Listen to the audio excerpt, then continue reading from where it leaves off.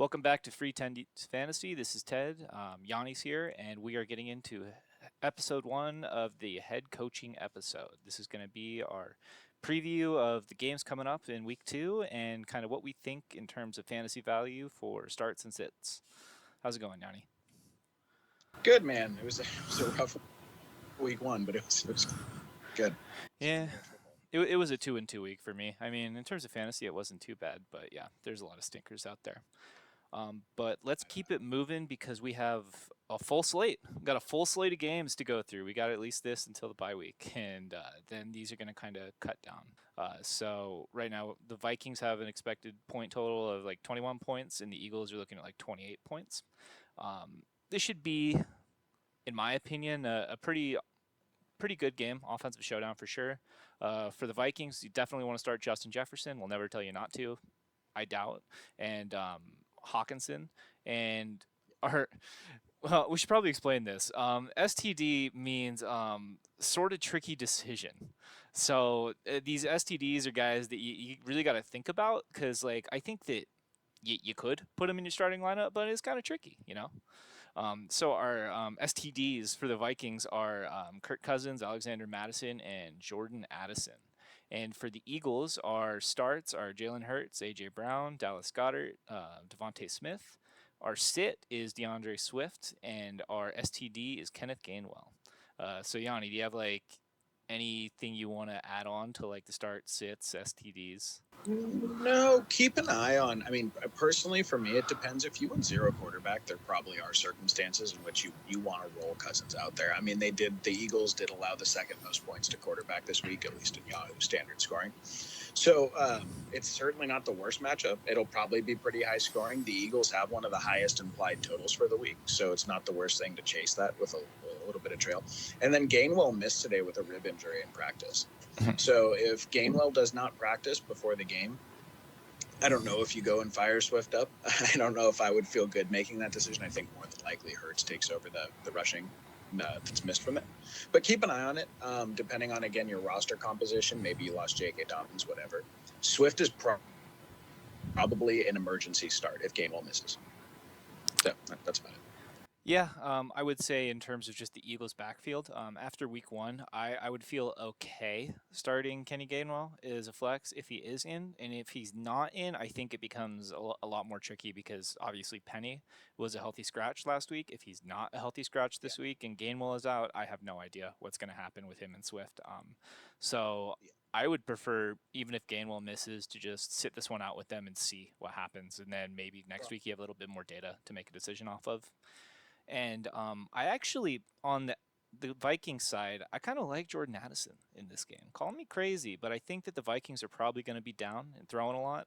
The Alexander Mattison wasn't very convincing. Obviously, the Buccaneers have a pretty good rush defense.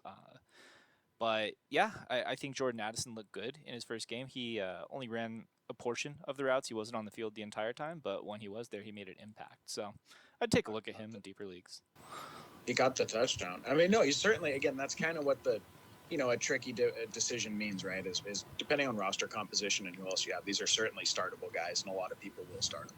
Yeah. Just proceed with caution. Check your options. Absolutely. All right, let's push on to the next one. Okay, so the next game we're going to do is going to be the Green Bay Packers versus the Falcons. This one's a Falcons home game. The Packers have an implied total of 21 points. The Falcons have an implied total of 19.5 points. For the Packers, pretty straightforward. I think you're starting Musgrave. He had a really nice target share. He looked really good, man. That guy looks like a gem for the people who took a flyer on him late. I think you have to start him with the tight end landscape. You're starting Aaron Jones, of course, if he's healthy. Dylan's a little bit more questionable. We have him on the border. I would say if Jones is healthy, you're probably sitting him for this game, especially with the kind of low implied total. Good defense he's playing. He didn't have a great week 1. But if Jones is out, I think you probably have to start him. Again, it's a roster-dependent thing. The two guys from their team that did well this week that I personally am sitting are going to be Love and Dobbs. I think they ate against a really poor Bears defense. I don't think the Falcons have an elite secondary. It's one of the strengths of their team. They have Jesse Bates, AJ Terrell back there. I think the scoring is going to be pretty low in the game. I wouldn't bet on them airing it out a lot, and I think the number of plays you run when you play such a rush heavy team are pretty low. So I'd be sitting those guys.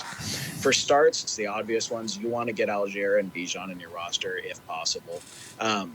Algier, I mean, you'd have to have some pretty good choices to be at the minimum not flexing him. There are of course guys who did a really great job in their draft. Good for you if you don't. But I think with the usage, until further notice, they're both playable. Bijan, obviously, you're starting him every week. Pitts, you kind of have to based on where you took him. Not encouraging to only see a few receptions and dozens of routes run from him, but we'll see how it goes. You're certainly sitting Ritter unless you absolutely have to. Again, I'm not sure how you got yourself in that situation, but if you do, you have to start him. Fine, but I would not. I would avoid it at all costs. And then London. London's a weird one, and the reason he falls into the STD category is because personally for me, I is someone I stayed away from in drafts too.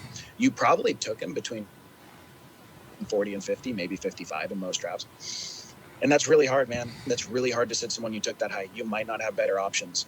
So I understand a lot of rosters will be forced to trot him out there, but he's probably going to draw Jair Alexander this week in a game where they probably run the ball a lot and it's pretty low scoring. I personally would not be starting London unless I absolutely had to. Yeah, I agree with you there. He was the cardio master last week, putting up a goose. I think that for me, I don't know what the Packers are yet, to be honest with you. And I'm hoping after this game that we'll at least have a better idea of what their offense is going to be. I think, like you said, I think they took advantage of a very bad Bears defense last week and did what they had to do. And the Falcons defense is pretty good. I think this will be a good measuring stick for them and kind of what we can expect going forward. And I guess the one other thing I want to touch on is AJ Dillon. He's one of my preseason champions. He's a guy I just wanted rostered at all times because I was under the impression, and I think this still might be a thing on the Packers, I'm not sure, that they were trying to phase Aaron Jones out in favor of AJ Dillon. AJ Dillon went in the same draft class as Jordan Love. Jordan Love finally got his chance. It feels to me like this is Matt LaFleur's first season of kind of getting to run the team exactly the way he wants to. And I thought that AJ Dillon would be a part of those plans. I still think that he's gonna get some carries. He's gonna get some work for sure. He actually has a very Algier type workload, or Bijan. Like he's one of two, right? He's one of two very consistent guys you want in this backfield. But man, when you look at the difference between when AJ Dillon carries the ball and when Aaron Jones carries the ball, it's crazy, man. AJ Dillon looks like, to quote Josh Norris, Seahawks homer, it looks like he's running in quicksand. It really, truly does. So I wonder if Aaron Jones misses this game and AJ still looks like crap, if Matt LaFleur just pulls the plug on that and gives Aaron Jones more run, because he looked good in the first week. So I'm officially putting up not the red flag on Dillon, but this definite warning that it could go sideways for him and he could just fall into a handcuff role eventually. And we got the Bears at Bucs, putting on our hazmat suit for this one. This is going to be ugly, but there should be some good fantasy outputs. So the Bears are projected at about 19 points, and the Buccaneers are looking at about 22 points. For the Bears, we're starting Fields. The quarterback position did not have a great week last week. Fields also did not have a great week last week, but unless you get one of the guys on waivers that might be out there in your league, you probably don't have another option, especially if you are a one quarterback roster. So, I mean, fire them up. Let's go. The Buccaneers have a great, not a great, but a solid run defense, but they definitely want you to pass on them. So we'll see what Fields can do with that. Our sits on the Bears are Khalil Herbert and Roshan Johnson. Again, the Bucs' run defense is solid. You know, we had a couple years where they were the number one run defense. Last year they kind of fell off a little bit, but they were still solid. We're not recommending the Bears running backs in this one. And then our sort of tricky decisions are DJ Moore and Darnell Mooney. The week one usage was a little weird. Mooney led the Bears in targets and receiving yards, which I would say not a lot of people expected. And DJ Moore, I believe he had, was it 2 targets or 2 catches? 2 targets. 2 targets. Jeez. Yeah. He had a 6% target share. Yeah. So we'll see if the Bears make a more concerted effort to throw him the ball. But you can't be feeling good. And he's one that if you have a better option on your bench, if you have a solid backup, I might think about it. Just to wait and see.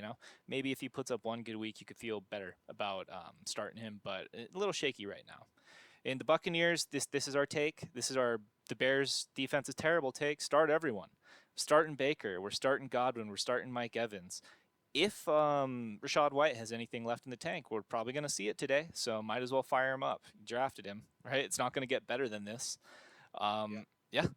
I mean, to me, if the Bucs look bad on offense here, it is a big red warning flag for me. If Rachaad White can't get it going, man, you're in trouble, I think. But yeah, I would expect big games, relatively big games, or as big as they can get from Baker and Godwin and Evans. So why not, right? Get while the getting's good. Well, I mean, we probably need to clarify how bad it might be for Rachaad White's out like season long if he doesn't look good. One, some other guys got usage in that backfield that I don't think was baked into Rachaad White's potential outlook this year. I mean, he had Leonard Fournette there last year, so it's not a huge deal. Two, he was 38 yards under expected from the last game per next gen stats. 38 yards under expected yards is pretty bad against what most people would consider a very soft defense in the Vikings. So it's certainly something to monitor. If he doesn't go off this week, you're probably sweating a little bit as a Rachaad White. And I think I'm calling it right now. The Buccaneers are scoring more than 22 points this game. Okay, so my second string team, I think every fan should have a second string team they're a fan of. They never go above your first team, ever, ever, ever. But they're a team that you kind of have soft feelings for. You watch them, you root for them. As hard as you do for your team, just not when they're playing your team. And for me, that is the Lions. So it's a privilege to get to talk about this game. They have an expected total of 26.5 or an implied total from Vegas of 26.25. The Seahawks have 20.75 coming back at them. The spread obviously moved quite a bit based on their two performances this week. So the Seahawks offense is being under-projected a little bit. Lions offense has one of the highest implied totals of the week. For the Seahawks, I think the only two people you can roll out there with confidence right now are going to be DK and Kenneth Walker because of the usage on Kenneth Walker and because of the ceiling. I mean, obviously, DK, you're starting. He's their best receiver there. I certainly would be sitting JSN and Charbonnet this week. I don't, they're young. You don't expect them to be ready week one. I think those are guys that are great plays later in the year. Pete Carroll today was saying that they definitely plan to get Charbonnet more involved as the season goes on. So I think you can plan on that, but I would not plan on it right now. For your tricky decisions, you have Lockett and Geno. Geno is a guy that I saw going usually in the 90s in most drafts, somewhere in there, like 90 to 100. A lot of people, if you're taking him, or pairing him with other quarterbacks. So like it's very roster dependent. You might have to roll him out there, especially if he's your only quarterback. I wouldn't stream over him. But you're keeping an eye on it, man. I don't know. You'd have to imagine there's a floor there against the Lions, but I would not feel great about starting him this week because you'd imagine there was a floor there against the Rams too if it was not. So keep an eye on it. For the Lions, you're starting all the regular guys. Laporta had an excellent target share. That guy looks like a money rookie tight end pick. The year of the rookie tight end's really shaping up. It's very exciting. Amon-Ra St. Brown, you're never sitting him. David Montgomery, until further notice, he's not sittable either. He's someone you're going to need to fit in your lineup one way or the other. They showed a commitment to pounding it in between the tackles with him. They have a tremendous O-line. The Seahawks are terrible against the rush. He's a great, even daily fantasy play. I would really recommend it. And then Gibbs, too. Where you drafted him, you're certainly not sitting him. They said they're going to get him more usage. Don't panic off of 1 week. The guy will be fine. He was explosive, and I would expect him, especially if this game starts to become a back and forth, I'd expect him to have a really productive game. You're certainly starting. Yeah, absolutely. I mean, just for the record, I was on the Lions first as my second team, and Yanni copied me. I actually have a signed Jared Goff jersey, and he's a close family friend. So, I mean, you can hop on the bandwagon. But I got a couple questions for Yanni on this one. Number one, Amon-Ra St. Brown is going up against Tariq Woolen this week. Elite corner Tariq Woolen. Do you think that he's gonna be able to still get his with such good coverage? Mr. Puka Nakua warm up this week, and so did Tutu Atwell. So as long as he's as good of a receiver as Tutu Atwell and Puka Nakua, he'll be fine. Okay. I think Amon-Ra is rapidly becoming a Cooper Kupp type guy, where I think he's just going to eat no matter what. they're until Jameson comes back, their receiving core is so weak. That's why Laporte is a must start too. But Laporte, I think, will stay no matter what happens. They have no good receivers right now, really. I think Reynolds was second in targets this week for him. You don't worry about Amon-Ra. He's an elite man. He's an alpha receiver. I can see this game going one of two ways. The first way I could see it going is if the Seahawks struggle to move the ball and convert third downs and are just punting all day like they did against the Rams. If that happens, I think that Montgomery is in an explosion spot for the Lions where they'll just play keep away, shove it down their throats. The Seahawks aren't great at stopping the run anyways. So in that situation, I think it's just a total Monty game. The other situation I could see happening is if the Seahawks offense starts figuring it out and Geno can actually move the ball again and they look more like they did last year. This could turn into, if it does turn into a shootout, right? Like I think the last time these two played, it was like, I think there's like 50 points or 60 points in the game. If it becomes a track meet, I think that profile matches up more to Gibbs. So if the Seahawks can get it going and there's a high scoring game, I could see Gibbs finally, coming through for those managers that took him in the fourth round. So we'll see. I personally am rooting for the Seahawks to suck again. Like if they go 0-17, I'm so happy. But we'll see. We'll see if Geno has it. Anyways, let's get. I'd be surprised if both their backs weren't at least low end RB2s this week, if not one of them being a high end 2, low end 1. I'd be surprised. All right, let's get to the next game. And it is the Raiders and handsome Jimmy G going into Buffalo to play the Bills. The Raiders have an implied point total of about 19. I'd be shocked if they get there. And the Bills are looking at about 28 points. This is what Vegas is saying, not what we're saying. For the Raiders, we're starting Devontae Adams and Josh Jacobs. Quite frankly, you drafted them too high to sit them at this point. You just have to do it. Our sit for the Raiders is unfortunately our handsome former 49er great, Jimmy. You hate to see it, but this is a tough matchup for him. And we don't see him doing particularly well or putting up any sort of relevant fantasy numbers in this one. And our tricky decision is Jacoby Myers. Obviously, he had the concussion. Or was it officially a concussion or was it a head injury? Like, what was the diagnosis on that? I forgot. No, I believe it was reported he was in concussion protocol. Okay. So I believe that was reported that way. Yeah. So. I think that if he plays in this game, there's a very good chance that old check down Jimmy starts peppering Myers with receptions like he did week 1. So that's why he's in our tricky decision area, because I think you might be able to give him a look. What are the chances Jimmy goes over the top of the Bills safeties and hits Devontae on long stuff, right? Probably not great. So I think there could be some potential value there if he can even play in the game. And on the Bills, we're starting just about everybody. Josh Allen, Diggs, James Cook, and Gabe Davis. We all have is just throw them in your starting lineup. We are sitting Dawson Knox, and our tricky decision is Dalton Kincaid. I actually don't know why Knox is a sit and Kincaid is a tricky decision. Yanni, do you have like thoughts on that? Because I would almost map them as like the same player right now.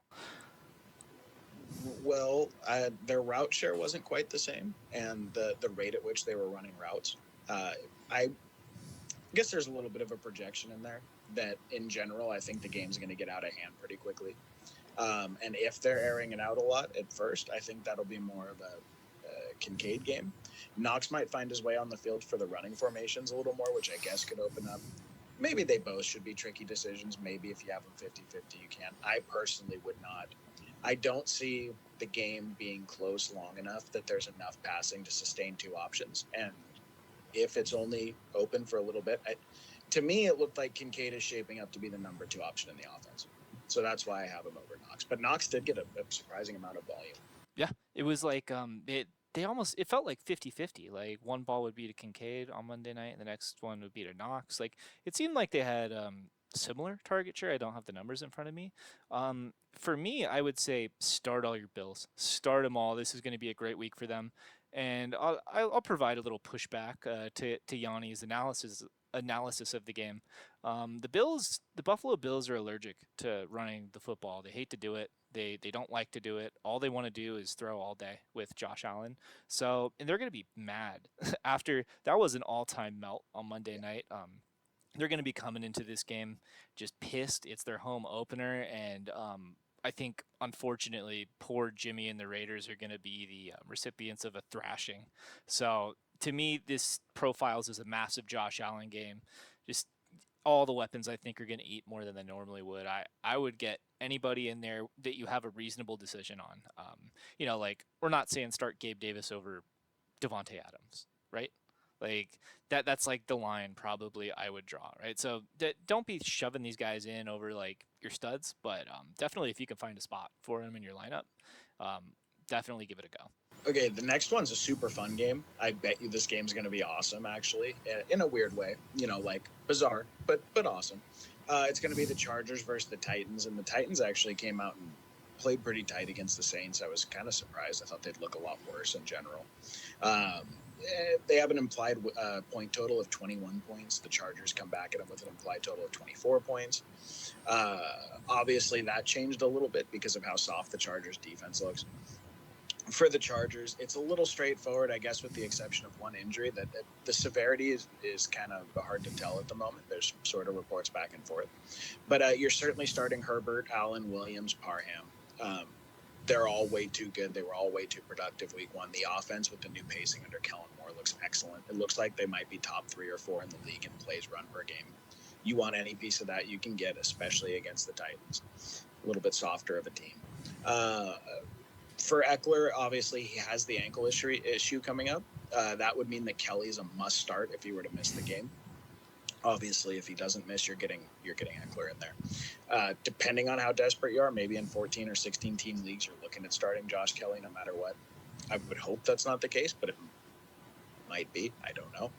And then for sits, Everett and Johnson, the rookie, looks like he's going to take just a little bit to go. I mean, he actually looked really good this week. I just think it's a little too early to have him regularly in your lineup. I would probably, and especially in this one, I would probably bench him for it. And then Everett is because he is not their starting tight end anymore. You grabbed him as their starting tight end. It's unfortunate. He is not going to be the guy getting most looks there. It looks like it's very clearly Parham to me in an offense that already doesn't hit the tight end a lot. So, sit Everett.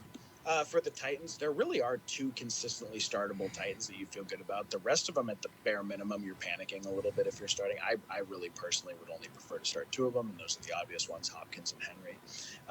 Okonkwo, he barely missed like a 40, 50-yard touchdown against the Saints. It would have made him one of the highest scoring tight ends of the week.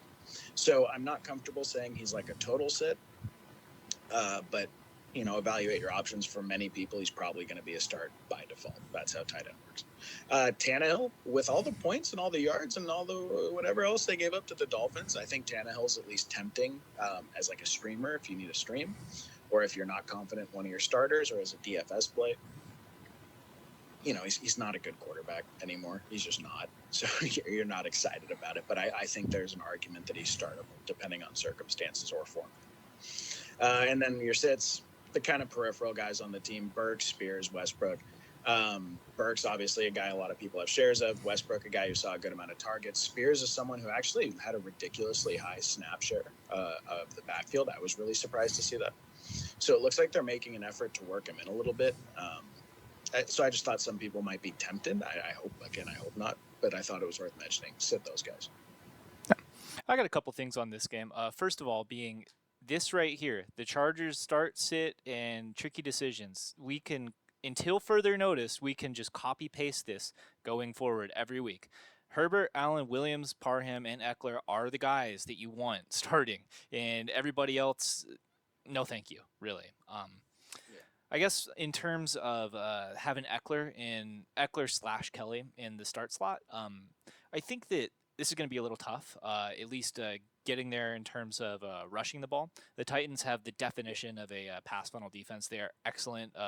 They are excellent at stopping the run. But I think, you could see a lot of the value from them come from just like little dump off passes, that sort of thing. And I guess my last note on this game would be Brandon Staley will find a way to make the Titans look better than they actually are. As disgusting as Tannehill might seem, like, man, if you're in a 14-team superflex, he might have a better day than you'd think.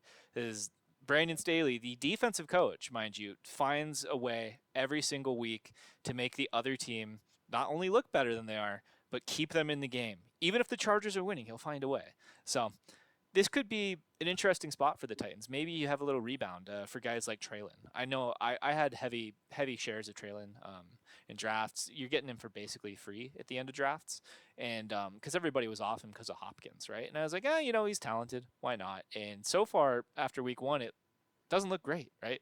Tannehill looked terrible. I think Traylon got like 3 targets or something. It was disgusting. But I'm hoping maybe he has a little bit of a better game, and maybe I can sell him. Who knows? Who knows? And I guess one more thing, actually. Sorry to double dip on this, but Tajay Spears as well. If Derrick Henry goes down, he's getting up there in age.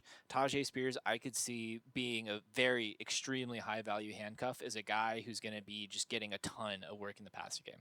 Little baby Eckler, little baby Eckler, a little baby. I don't know. He's like Deuce Vaughn on steroids. LaMichael James, whatever you want to call him.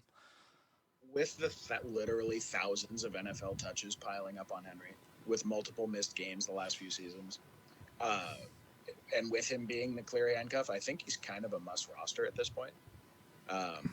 He shouldn't be on very many waivers, but if he is, you kind of have to go through. I think here, let me look and see what his waivers are. I think that he's heavily not rostered right now. To me, it seems like it would be a good idea to get in your claim now before Henry gets injured, right? If he gets injured, because you're saving so much fab. He'll be like a top pickup if he's not. Right. Well, certainly if you're a Henry owner. I mean, you can't not have him on your roster if you're a Henry owner. 15% rostered. 85% of leagues he's out there. Get him now before he costs you fab. That's surprising. Yeah. That's surprising. Man, we should have had him in the free agent list. That's all right. We got it here. The regular watchers, the guys who watch the videos all the way through, have just been rewarded by that extra nugget that we gave you. All right. Mom's teams are so good now. Oh yeah. All right. I think we've taken enough on this one. On to the next. Next, we have the Ravens and Bengals. The Ravens have an implied point total of 22, and the Bengals have an implied point total of 25. Right now, our starts, the Ravens are Lamar and Andrews. You drafted him high. For me, this is a smash spot for Andrews. I think that having him back in the lineup, if he plays, that is a big if, because I think he's still on the injury report for his quad. But if he's back in the game, I would expect Lamar to look a lot better this week. Or at least I would hope so. If Andrews is back in and Lamar still looks bad, then that might be a problem. Our sits for this week are Rashad Bateman, OBJ, and all the running backs. For Bateman and OBJ, right now we have them in the sit column because it just seems like it's going to be Flowers, at least right now. I would say Flowers is the leader in the clubhouse for being the primary receiver. And if Andrews is back, I don't see enough passing volume to sustain everybody. So for now, it's just a wait and see on them. And we have the entire Ravens running back room, whatever that's going to be. Because we're going to have Justice Hill in the mix, we have Gus Edwards in the mix, and Melvin Gordon, your champion, Melvin Gordon, is getting called up from the practice squad. So I think it's wise to just wait a week on this one, even if, even if, say, you were a roster that had J.K. Dobbins. Don't just throw one of those guys in there. I would look for another option and wait and see if there's going to be a guy that emerges or if it's some disgusting 3-headed monster that you want no part of. Don't forget, there are still guys like Kareem Hunt and Leonard Fournette on the waiver wire in the NFL. Yeah. So before you go, and if you're throwing like 20% of your fab at Gus Edwards, that is risky business in my opinion. And you will see it this week. People will throw 20. Some people might throw 30% of their fab. That's wild. Yeah. That is so risky. I think Gus is worth an ad, like for deeper leagues, or I think he's worth a speculative ad, but don't blow your bank on him for sure. Yeah. But I look, they view themselves as a contending team. They're paying some guys good money. They just went and got a first-round wide receiver. I don't think they're just going to accept it if they have a garbage running back room. I think it's totally on the table that they would go get a Leonard Fournette or a Kareem Hunt. I would argue their running back room has been an unmitigated disaster for the past 3 years. But Roman's gone, so who knows? Now that Greg Roman's gone, maybe they actually have a back that they want to get the ball instead of give 3 backs 10 carries and call it a day. And for the Bengals, we have all our guys in the start column. Last week was just absolutely disgusting from them, but every single one of those guys we have there, Burrow, Chase, Higgins, and Mixon, you drafted them within the first 3 to 4 rounds, and you got to start him. I'm almost leaning Burrow is a tricky decision here, just because he clearly didn't have it last week, and I think that there's definitely some rust that has to be knocked off. So I don't know. I think that it depends on your roster and it depends on your league. If you were a team that drafted 2 quarterbacks and you have an Anthony Richardson sitting on your bench, if you have a Brock Purdy sitting on your bench, I might give them a look this week just in case Burrow's still rusty. Again, like totally dependent on your roster. We're not saying roll out Tannehill, right? Right. We're not saying roll out Desmond Ritter over Burrow, but I think that if you have a second option, this one might be worth a look. I'm not sure. For what it's worth, all of the Vegas sharps this week love the Bengals. Love the Bengals as 3.5 point favorites. So Vegas seems to think that last week was an anomaly. Either that, or they think the Browns defense is elite. It could be one of the two. I don't really know. But I'd like to see it from Burrow before I just feel confident as a locked and loaded top 5 guy going forward.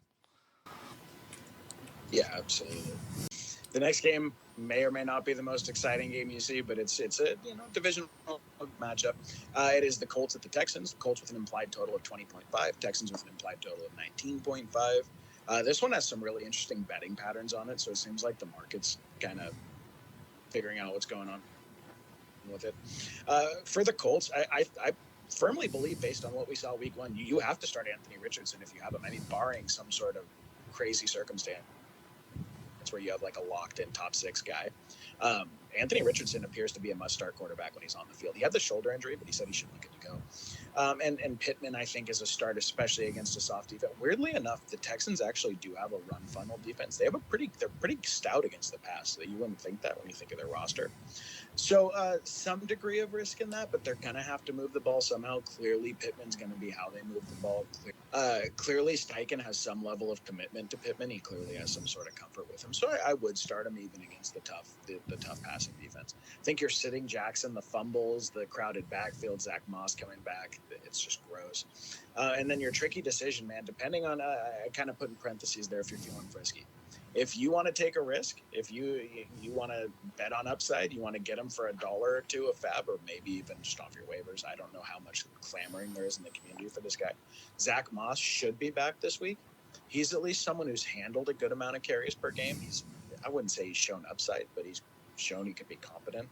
That's maybe someone you could look at in deeper formats. Up to you. For the Texans, I actually kind of like the degree to which they seem to be a pretty concentrated offense. Not entirely. There's still some sorting out to do there. But Nico Collins had a really nice number of targets. Dameon Pierce is obviously their workhorse. You're starting those guys. They had a tough matchup last week, and they were both semi-productive. Not high-end productive, but semi-productive. You sit almost everyone on their team. The one that's kind of interesting, actually, who drew a pretty good number, a pretty significant target share, is Robert Woods. It's a vet they made a point to go out and get. Every young quarterback likes a veteran that has a really good feel for working in between the zones, that has a feel for coming back to someone under pressure or dribbling out when the quarterback rolls out. It seems like Robert Woods understands to some degree. I mean, he's a frisky veteran. And he looked pretty good in his first game with Stroud. So that's certainly someone, I mean, you can think about. I would only do it probably in full PPR. Maybe as a daily fantasy play, I'd take a look at him. The game has an interesting feel to it. We'll see. And we'll certainly know a lot more about what their target share is going to look like and what their usage is going to look like after this week. But for now, I think Collins is a start and Woods is someone you can take a look at. Yeah, absolutely. I'm definitely looking at a couple of things in this game, more so than anything else.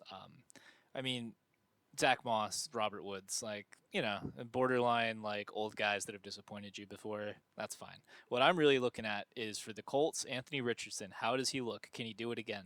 Because I'm gonna be honest, he looked great week 1, and if he's scoring you 20 to 21 fantasy points and has the rushing upside, Man, he could be in your quarterback one conversation pretty soon. He could be in the top 10 fantasy quarterback conversation pretty soon if he keeps it up. And number 2 is the Dameon Pierce output. I really want to see what he's able to do this week. Last week, he drew a tough matchup against the Ravens where the Ravens' defense is pretty good and the Texans were down, and they kind of had to throw it all day. I think this is a game that could potentially be closer depending on how the Texas defense holds up against the Colts. And if it is close and against a defense that's not as great as it used to be, I'm interested to see what his output looks like. Because I think that when you drafted Dameon Pierce, you drafted him with the idea that he's going to be a 3-down bell cow on, and there's only a couple of guys in the league who can say that. I think, at least for me, I have a couple shares of Pierce, and I am slightly concerned about if the Texans are just getting blown out and terrible every game, how that's going to look for my Dameon Pierce shares. So, as a fantasy owner, I am definitely invested in this one. I hope he looks better. And I think a lot of people who have him on their rosters would love to see a good one from him in this game. I think it's totally doable. All right, next we have the Chiefs versus the Jaguars, the AFC divisional round rematch from last year. We have the Chiefs at about a 27-point projected total, and the Jaguars are sitting at about 24 points. Our starts for the Chiefs are pretty chalk here. Mahomes, Kelsey, and Pacheco. Mahomes and Kelsey are just in a different stratosphere, the very top of the pyramid starts. You start it no matter what. I don't care if Patrick Mahomes has one leg, still start him. Travis Kelsey, the tight end position is an unmitigated disaster, and I'm sure it was because he was gone. So I'm excited to see what Kelsey's going to be able to do this week, health permitting. And Pacheco, I mean, it kind of looked like a bit of a timeshare to me in Kansas City, but Pacheco was the one who was catching more passes. Oddly enough, it wasn't McKinnon because that's kind of what was happening at the end of last year. But out of those 3 guys, that's definitely the one I would pick to start. Our sits are the other Chiefs running backs, kind of like I just mentioned, and all of the Chiefs wide receivers. Obviously, last week was not a good look for them. Kadarius Toney stinks. Sky Moore stinks. It was not good. A wide receiver room single-handedly lost them the game, which is not ideal. So sit them, and who knows? Maybe somebody emerges. Maybe somebody emerges other than Kelsey. I wouldn't doubt it, but maybe we see somebody do better here than we think, and then we have more data to go off, and maybe they can elevate themselves to a tricky decision down the line, but not this week. And for the Jaguars, our starts are Lawrence, Ridley, Etienne, and Ingram, all smash starts. I don't see, other than, well, I was going to say Ingram, but no, the tight end position is terrible right now. All of those guys, if you have them on your roster anywhere, shove them in there. They're going to be good. Our sit is Christian Kirk. If you had watched the front office episode that came out on, it will be Wednesday, I believe. Christian Kirk was on our drop list. The way this offense is going does not project well for him because Ridley is feasting, Kirk is starving, and that's a bummer, but it is what it is. And our tricky decisions are Zay Jones and Tank Bigsby. Zay Jones had a pretty good week 1, at least if you compare him to Christian Kirk. He was better than that. He was running one of the best catches of the week. He had a gnarly catch down the sideline for that touchdown. Yeah. We saw this at the end of last year too. The way I'm reading the tea leaves on this one is that Zay Jones is going to be the number 2 going forward. So, I mean, if depending on what your roster looks like, he might be worth it, especially if this is a shootout. Like, I would like to see that as just a fan of football. We had to watch all the defenses dominate the offenses last week. I'd like to see a shootout, and if there is a shootout, maybe Zay Jones gets home. And Tank Bigsby. I like him as a daily fantasy. Yeah. Little DFS start throw. I like that. And then Tank Bigsby. We have him on our tricky decisions. I was actually leaning on a sit for Tank, but Yanni made a pretty compelling argument pre-recording, so I'm going to let him take this one. Why is Tank a tricky decision, Yanni? It's pretty straightforward, man. They gave him goal line touches. He fell in for a touchdown. He only got like 8 opportunities. He got a target and 7 carries. It's nothing crazy. But what's even more interesting, it seems like people are really reacting to it. Like, so I've seen ETN on buy low lists this week. like multiple buy low lists are like, okay, he had an 18.9 point half PPR game. I actually went and checked because I thought it was so weird that people were saying to go buy him. So it seems like people really took notice of the red zone usage. So I guess it is notable, right? And to me, if he's getting those red zone touches, and they make an effort to keep the ball out of Mahomes' hands. It seems like that's the only way you win against the Chiefs is to keep the ball out of his hands. You ground and pound. That's what the Lions did. I could, one, see him getting more touches than the last game. Two, if it's a high-scoring game and there's a good amount of touchdown equity, the odds of him falling in the red zone aren't terrible. They're not zero. So, yeah, I think he's worth a look. And again, to me, in 12-team leagues, like, you'd have to be in pretty dire straits to where you're rolling him out there and starting him. There are 0 RB builds where I could see him being your best choice. It's not great, but I could see it. 14 and 16 team leagues, I could certainly see chances. And DFS, he's probably going to be next to free. It's probably not the worst thing to give him a shot.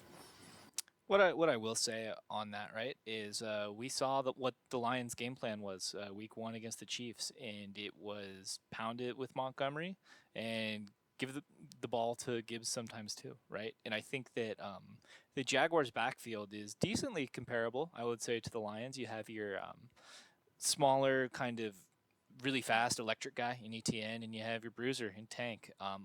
Obviously, the Jaguars like ETN a lot more. We're not saying ETN's only getting 7 carries and Tank is getting 20. But yeah, maybe they take a page out of the Lions playbook and just try and shove it up the middle on the Chiefs.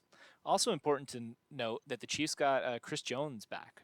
Chris Jones has been re-signed. He should be in there on Sunday, right? Like, I would assume so.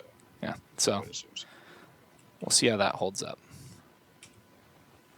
All right. Oh man, I get this one. That's awesome. Okay, so this week, and this was another line, so the implied point totals moved quite a bit based on how the two teams performed this week. You have the 49ers at 26 implied points, the Rams at 18. They're playing at SoFi Stadium, but honestly, it was really cool. There was a really cool report this week about how people that were flying to Pennsylvania were freaking out about why all the red. There were so many Niners fans. We're one of the most well-traveled fan bases in the sport. So honestly, SoFi, and me and Ted actually went to the championship down there. SoFi Stadium is like a home game for the Niners, so I really don't think the home field advantage factors in at all. So that's important to note for this game. It's really more or less a Niners home game. And for the Niners, we're projecting serious points. They go hard against the Rams, man. Shanahan more or less has taught McVay almost everything he knows. McVay won the one game that matters, but he runs Shanahan's system. So the Niners have ownage, especially in the regular season over. For that reason, you're rolling out Ayuk, Kittle, CMC, and Debo. And honestly, Brock is probably a pretty good start this week, too. Depending on what options you have, depending on what you're looking at. Again, if you want a cheap DFS play, Brock will do pretty well this week, I would assume. There's no Jalen Ramsey there anymore. The defense looks surprisingly well, but that's against the Seahawks. It's a totally different thing. And so we're pretty confident in rolling out all of our Niners this week. For the Rams, the only two guys I would feel really good starting are Nakua and Higbee. Higbee because he's a tight end, because he's going to get the volume. You don't really have a choice. Nakua because he had historic usage his first game as a player. You can't ignore that, I don't think. You would imagine the game's going to be high scoring. They're going to be coming back from down. The Niners do have some problems, like giving up deep passes, especially to fast guys. It does happen. Mooney Ward is an extremely good receiver. The only thing he's a little vulnerable in is he can be a little slow at times. We've seen DK have some ownage of him over the top. And Hafunga's prone to make a weird choice every now and again at safety. So Nakua could certainly break out and have another big game. I would be starting those two guys. And then Atwell and Williams. Tutu Atwell got more than enough volume. He was doing pretty well this week. I probably wouldn't start him with confidence, but if you feel like it, if he's on your roster, again, depending on what you have, I couldn't see him being a reasonable start in 12-team leagues, but there certainly are some dire circumstances which he may be startable. Kyron Williams had a ridiculous snap share before they started blowing out the Seahawks. Kyron Williams will probably be one of the most added players off the waiver wire this week. He was a guy a lot of people held on to all year and were disappointed by last year. Apparently, we were just a year too early. He looks legit, man. He looks like a talented player, and he got so much of their money downward. Akers was kind of an afterthought until that game was out of hand. So if the game is going to be close or if they're going to be trailing, you would expect Kyron Williams to be a pretty good play this week. But I would imagine on a lot of rosters, he's your fourth or fifth running back. You may have better options. It's a little bit roster dependent, but you could feel pretty good if you start Kyler. No. Um, I have just one overarching thought on this game. And it's this. Right now, both of these teams are at the top of the NFC West. Both at only 1-0, so it's still early. But right now, this is going to be a big game for both of them, and I'm kind of reading into an offensive shootout a little bit. I think the Niners are going to come out swinging. They have a history with the Rams. They don't like them. They've made us very sad at times, and I think Brock has something to prove, and Shanny has something to prove. So it wouldn't shock me at all if the Niners come out guns blazing like they did against the Steelers.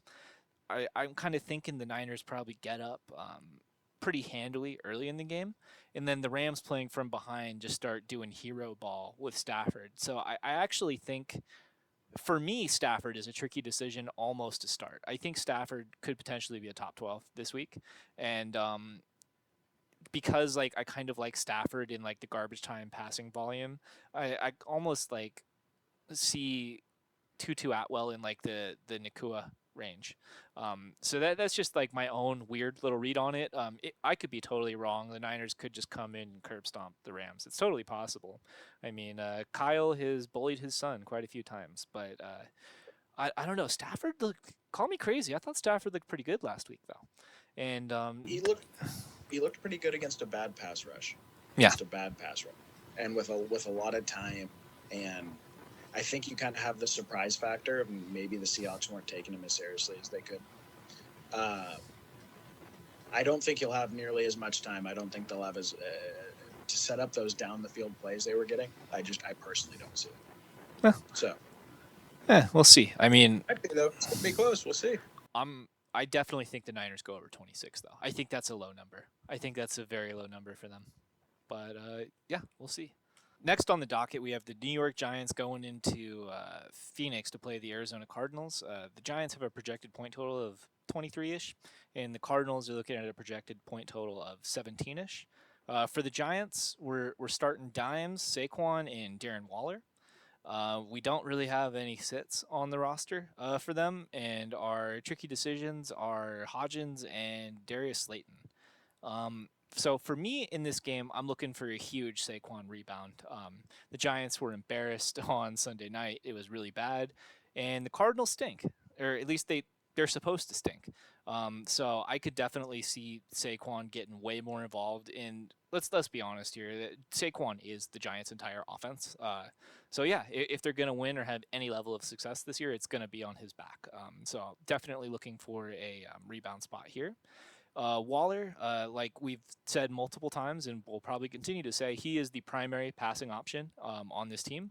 Everybody else in that wide receiver room is either mid or stinks, and Waller's good at football. So if Dimes is smart, then he will be throwing him the ball.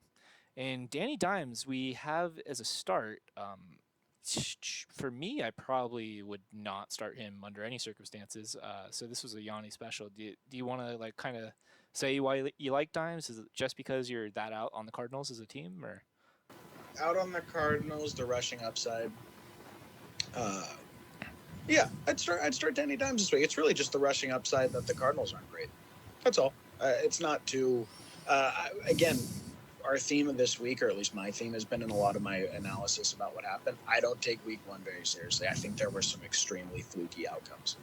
And Daniel Jones was a pretty consistent and pretty constant top 10 fantasy quarterback last year. So, again, it depends what options you have. I'd probably be rolling him out there this week, though. I think he's a very safe start. He definitely provides the rushing upside, which is good. I question his weapons and his ability to throw the football. But man, if he breaks off one of those classic long Forrest Gump runs, why not, right? I could see like, I don't know, maybe like a 10-point floor, 12-point floor, which is better than what he gave you last week. But we'll see. We'll see, right? And for the Cardinals, we have James Conner, Hollywood Brown, and Ertz as starts. I guess the one that sticks out there is Ertz. It feels like he's been around forever. I believe he's 32 years old. And last week he had 10 targets and turned those 10 targets into 27 yards. So here's the thing: the tight end position is so gross. Put on your hazmat suit. If you were a zero tight end team and you didn't walk out of the draft with Kelsey, Andrews, Hawkinson, Waller, and maybe Kittle, you're just throwing darts at this point. So I'll take 10 targets. Hopefully, the Cardinals start to look more competent. We'll see with Josh Dobbs. Um, and yeah, it feels really gross. I hate to recommend Ertz, but I think you have to. Yeah. You have to. 10 targets at tight end, you're probably a start. That's the way it works. Yeah. Horrible, but that's the way it works. Yeah. All right. God, that's depressing to see the Jets logo. Next, we have the Jets at the Cowboys. The Jets rocking a 15-point implied total. The Cowboys 24.5. Zach Wilson's obviously extremely turnover prone. You're probably fading almost every Jet this week. I think you probably have to start Garrett Wilson to some degree because of where he was drafted, but he averaged 7 points and half PPR per game with Zach Wilson as his quarterback. He's going against Diggs and Gilmore this week, and Zach's going to have no time to throw. That O-line's atrocious. So it's risky, but I would say, again, you took him probably top 15. If you took him top 15, you're rolling him out there this week. And there is certainly the upside there. If they're trailing the whole game and he gets 10, 12 targets, he's shown that he's someone who can turn that into whoever, 20, 30 points. So it's not that there's not upside there. It's just a lot of barriers to entry, but you are starting this week. And then Breece Hall, I'd say he's on the border, I guess, to some degree, because they're going to be trailing. They're not going to be grinding out the game. They're going against an elite D-line. Their O-line actually looked pretty good again running the ball last night or 2 nights ago. I'm actually pretty confident in him. But this is a good benchmark game. If Hall goes off this game, then he's fully back. He's potentially a league winner. But I would temper expectations. And I think especially if he's just taking a beating up the middle and they're down 15, 20 points, you probably just start running Cook at that point. Carter saw some play in the last game. And the rest of the Jets are sits. For the Cowboys, it's Pollard, it's Lamb. You can, if you really had to, you can start Dak. That's why he's on a tricky decision list. And I wouldn't feel great about it. Look at what they did to Josh Allen last night. But some rosters, that may be what you're forced into doing. Jake Ferguson was on our list of waiver wire targets this week. He actually had a 29% snap share, or a 29% target share. He had 7 targets. He dropped a touchdown. It was heavy rain, though. I don't know that against him. For a rookie tight end, that is a tremendous start to your career. I would not be surprised at all to see him build upon it. You saw Josh Allen target tight ends quite a bit against the Jets this week, so that's a tricky decision. Depends who you have. Again, in a lot of rosters, you're probably rolling him out there. And then Cooks looked a little bit disappointing in his first game. I thought Dak would jive with him a little bit. The way he's hit Gallup in past years, the way Noah Brown saw pretty good production last year. I was a little surprised to see him have sort of a flat week, but it was a blowout too, so maybe that was it. I just think for now it's probably best to be prudent and not start Cooks. Against a stout defense, a very stout defense. Yeah. I think for this game, we've talked about these defenses at length already, but I think these are probably 2 of the top 3 units in the league. Absolutely. And I think that this is going to be a very, very disgusting game from a fantasy perspective. From the time that Aaron went out with the Achilles on Monday night to now, the line opened at a 47-point total, and since then it has already gone down to 39.5 and is rapidly dropping. Not a lot of people think that there are going to be points in this game. I think that Dak against the Jets, it's a tricky proposition. We saw how stupid the Jets made Josh Allen look last night, and I would say that Dak is not as good as Josh Allen.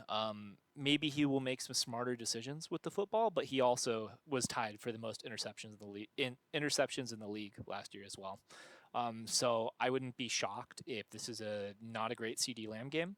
And if CeeDee Lamb has a bad game and you find a desperate manager who is too trigger happy, this might be a good time to target CD after this game. If this is like a disgusting, 7-13 ball game, like that would be the time to strike. So just fair warning on this one. Don't get mad if your premium guys do not have a great game this week. There will be better times ahead. And man, think about the Jets having to open up against the Cowboys and the Bills and losing your starting quarterback. What a just kick to the nuts that is for them. It's terrible, terrible luck. It will get better. And call me crazy. Maybe this is just like me holding on for dear life to this take, but I don't know. I kind of like Zach Wilson. I kind of like maybe what Zach Wilson could do with this offense. Who knows? Who knows? Maybe they'll look a little bit better than you think. I mean, like, what are the options for the Jets at this point, right? Like, you gonna go sign Wentz? You could sign Wentz. You could probably make a trade for like Davis Mills or something. I don't think any of those guys would start over Zach, anyways. Who knows? He might do better than you think, especially once the schedule starts softening up. But prepare for a bumpy ride for this one. That's for sure. Okay, extremely, what I would assume will be an extremely boring game here, but you never know. We have the Commanders at the Broncos. Commanders have an implied total of 18. Broncos have an implied total of 21.5. Obviously, Mile High Stadium, good home field advantage for the Broncos. I think the only real start you can say you kind of have to start him is Robinson actually managed to get like almost 20 touches. He got the touchdown last week. It does seem like the Commanders, for better or worse, are committed to him as their RB1. That was a bit of a mystery to me and Ted last year. It's still a bit of a mystery to me, but it is what it is. Gibson fumbled last week. I could even see him taking more of his workload off his table. Your sits are going to be Gibson and Howell. Howell because he looks so shaky at times. Gibson because of the fumble. I don't think you can confidently roll him out there. The Broncos actually looked pretty good against the run last week too. They stuffed Jacobs to some degree, and again, I think you still start your a bell cow, which Robinson again for better or worse is, but Gibson don't have him in your roster, and for now, I think we're going to call all the Washington receivers tricky decisions. It's not clear how the target share in their backfield is going to shake out. It's not clear. I guess what Bieniemy wants to do, right? They all kind of had similar target shares. I would say Terry was the most disappointing game. I would just sort of temper expectations. I would weigh your options on your roster carefully. I probably like Dotson the most out of all those guys right now. For daily fantasy, depending on price, I would just play the cheapest one. But they're all tricky, man. It's very roster dependent. It depends how you feel, and they're playing a good defense. Start players accordingly. For the Broncos, it's pretty straightforward, I think. I think Williams got a good amount of work for his first game back. You probably want to get him in your lineup. We saw John Connor get a lot of targets out of the backfield last week. Jerry Jeudy depends on the hamstring. He's a start if he's back for me, just because I thought he was going to look so good in that Sean Payton system. They haven't put him on IR, so he might be. And that relates to Sutton, who we have in a tricky decision. Sutton is a start if Judy's out, but if he's not, you probably don't want to start him. Russell actually had an okay game for a low-scoring game last week. I mean, again, for where you took him, you're probably pretty. If you just took him as an insurance quarterback, you probably feel okay. Depending on who else you're starting, he's certainly someone you could roll out there this week, so he's going to fall under a tricky decision. For sit, I would sit Pirine. I would just give it some time and see what his role is going to look like. The backfield did look a little messy. It did look like Williams is the lead dog. I don't know if you expect this game to necessarily be like a game where there's a lot of snaps back and forth. Probably a lot of rushing, probably a little short. So I would be conservative with Pirine. Absolutely. I got a couple things on this one. Number one being the Commanders' wide receiver room. So we got all of those guys in tricky decision. To me, the two primary guys that if it wasn't this particular situation, I would definitely have Terry and Jahan Dotson way over Curtis Samuel. But the thing with the Broncos, when you play the Broncos, is Surtain takes somebody away. And for me this week, I don't know if it's going to be Terry coming off his bad toe or if it's going to be Dotson. Dotson's been getting a lot of hype coming into the season. Everybody disappointed last week for the Commanders, right? And Dotson, he was the primary. He had the second most targets on the team, but he still disappointed a little bit. So that's kind of why we have them there. It's like roll the dice, or I guess flip a coin on Terry and Dotson. Whoever gets Surtain, bad matchup, I would sit them. The other one might have a decent game. We'll see. Obviously, that's also counting on Sam Howell to be able to move the ball down the field as well, right? And I don't know. Against a Cardinals defense that was not encouraging what we saw last week, and this Broncos defense is for real. I think they're going to give him a harder time. So that's kind of why we have Curtis Samuel in that mix, because if there's going to be a lot of like short little freaking out, I need to get the ball out of my hands, emergency dump offs, I could see Curtis Samuel eating in that situation. Not like we're not saying Curtis Samuel goes for 150 yards and a touchdown, but like it would not shock me at all if we see a 8 target for 56 yards and no touchdowns game from Curtis Samuel, which in half PPR or full PPR has some value, right? And the other thing that I have on this one is the Sutton Judy thing. So obviously, I'm hoping that Jerry Judy is back for this week. Um, if he is, I'm really interested to see how that target share goes between Judy and Sutton. Right now, like Sutton is a tricky decision slash start if Judy's not there. But if he is there, Sutton, at least in my eyes, is going to be the guy who loses out first on opportunity. And it's going to be a question of whether or not Russ can, put enough up to keep both these guys eating, right? Versus Sutton just starving. So for me, it really is kind of like a benchmark in is like the Commanders' defense. I think they're good, but not great. So we'll see if Russ has another disgusting like 200-yard game. Like he was efficient last week, but he was not throwing the ball all over the field. So if that's like what we can expect from Russ, like a 200 yards passing, one of these two I think is going to get choked out and become fantasy irrelevant, and almost like a handcuff wide receiver if that exists. So yeah, that's really what I'm paying attention to on this one. Next, we have the Dolphins and Patriots. The Dolphins have a projected point total of about 24, and the Patriots are sitting at about 22 points.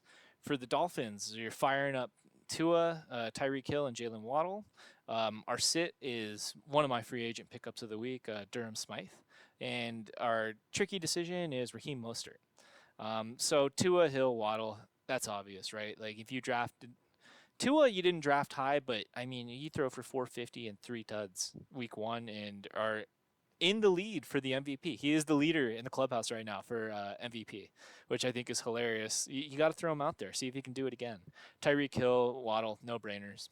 Durham Smythe, it, you know, last week the Patriots held Dallas Goedert to a goose egg.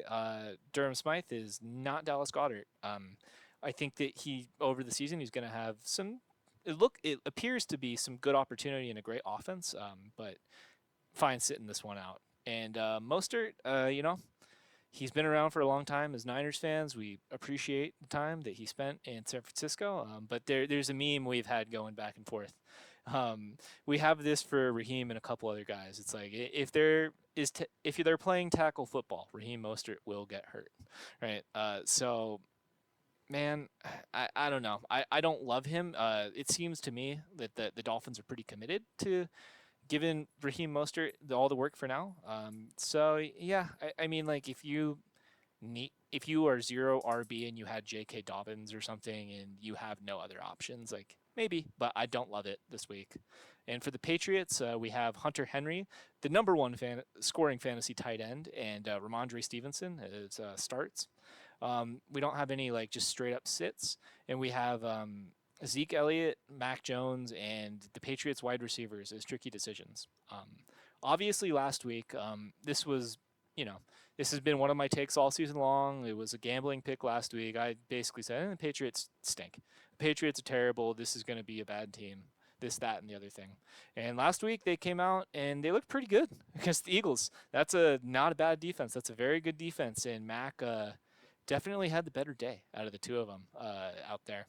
So we have the Patriots wide receivers in there because I figure one of them, the Dolphins didn't have a great defensive performance last week, and they, we don't expect them to be just dominating on the defensive end. So there should be points to be scored, and I think the Patriots probably get down in this one and are kind of forced to chase the game a little bit. So I wouldn't be surprised if one of these wide receivers has a decent day. Zeke Elliott, you always have him in there just in case he wants to fall into the end zone on the 2-yard line. And Mac, kind of building off what I said before, right? Like he looked good last week, especially in Superflex leagues. Other leagues where maybe you had Aaron Rodgers might be worth a shout. I don't love him as a talent, and I don't love him yet.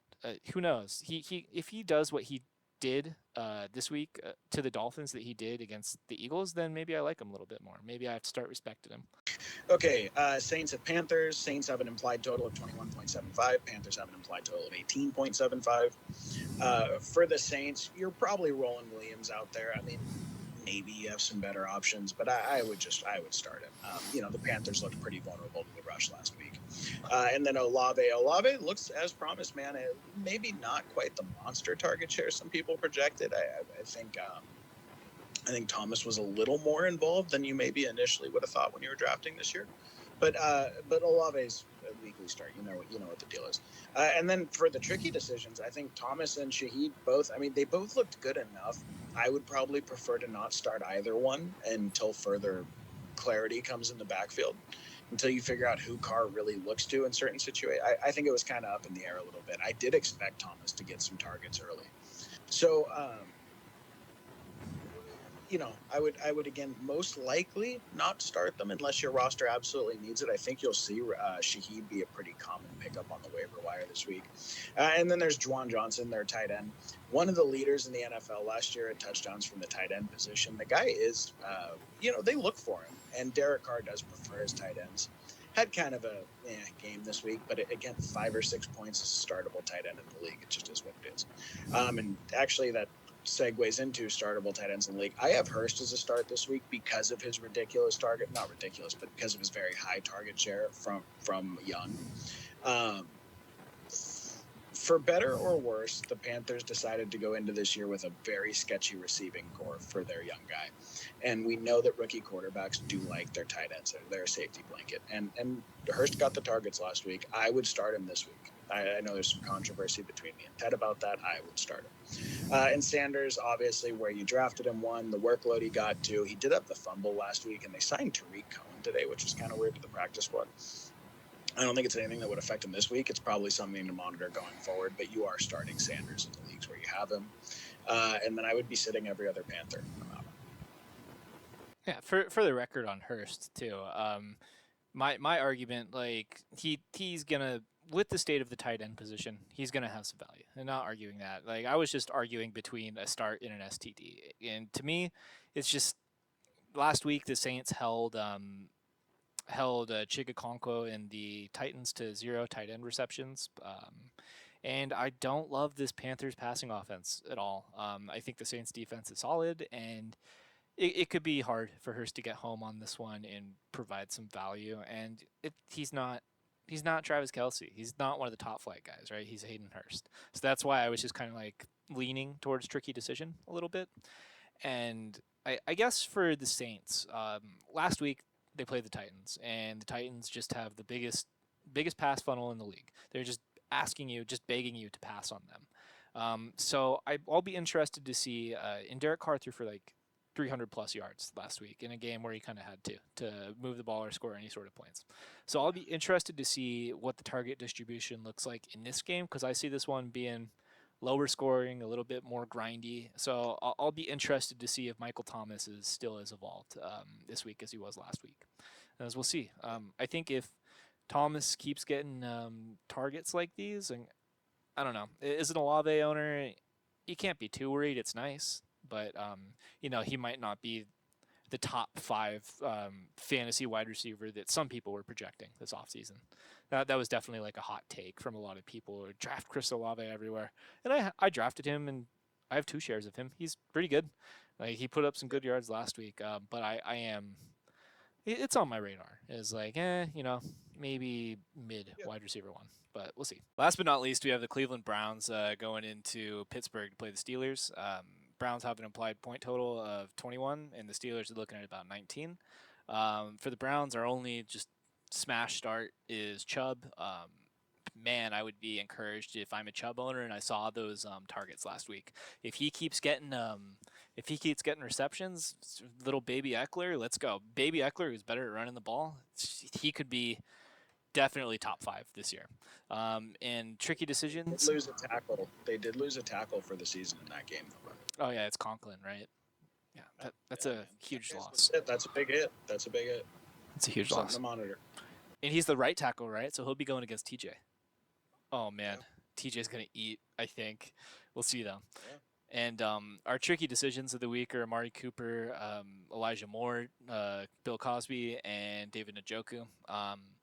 Really, what that comes down to is I'm still not sold on Deshaun being able to move the ball in the air. He got you there last week with the rushing touchdown and the couple scrambles that he did have. But I would like to see vintage Deshaun Watson before we fire up any of those guys as smash plays for me, Yep. at least. And for the Steelers, we're starting George Pickens in the Muth with Deontay Johnson being out of the lineup. Deontay, Pickens, and Muth were the three guys. They're like the only guys Kenny threw to, and now that Deontay's out, I would expect it's going to be a very concentrated offense. It would be my guess. Yeah. On that note, we're sitting Pickett though. The Browns made Joe Burrow look silly last week. How much of that was rust, and how much of that was the Browns' defense being real? I don't know yet. But Kenny didn't look great week one either. So all signs seem to be pointing to nope on that one. Yep. And our tricky decision is Najee. Obviously, if he's somebody you drafted in the 4th or 5th round, it hurts. It hurts already seeing him as a tricky decision. But man, he has not looked good. He didn't look good last year. He looked brutal in game 1. And there is been some growing sentiment that Jalen Warren is going to take this job. I've heard Hayden Winks and Josh Norris said something that I thought was very, very brilliant on the subject. They said this to me feels like the Melvin Gordon and Austin Eckler backfield in San Diego at the time. So Najee I would say is the first highly drafted running back that hasn't just had his Achilles explode, that we're officially freaking out about a little bit. I know that we've said over and over and over again not to overreact to week 1. We're throwing out some stuff from week 1. But man, if it's looking like this, it's not looking good. So that one looks real. That one looks real, man. It was really interesting coming into the year that people perceived Najee as an extremely safe pick. Like at the 2-3 turn, people were saying, "Well, you know the volume's going to be there." You know this. Jalen Warren to me looks like the clearly more talented back at this point. He's more capable in passing downs. He's more explosive. He hasn't had health problems. He doesn't have a metal plate in his foot. I think the panic meter is getting pretty high on Najee. Pretty high. Yeah. And for me, it's the entire Steelers offense in general. The Steelers are the only team in the NFL since 2001 to not have a single game of over 400 or more offensive yards. And that is exactly when Matt Canada took over the job as the offensive coordinator. Pittsburgh, do yourselves a favor. Get rid of Matt Canada. Bring somebody else in. I don't think it's working out there. But, I mean, it's just from one fan base to another. I don't know. But, man, it's tough to watch. Yep. But anyways, that's going to do it for us and our head coach game review episode. If you made it all the way through, congratulations. I think this was our longest one so far. Please like, subscribe, hit the bell. Let us know what you think. And we'll catch you guys next time. Thanks, guys.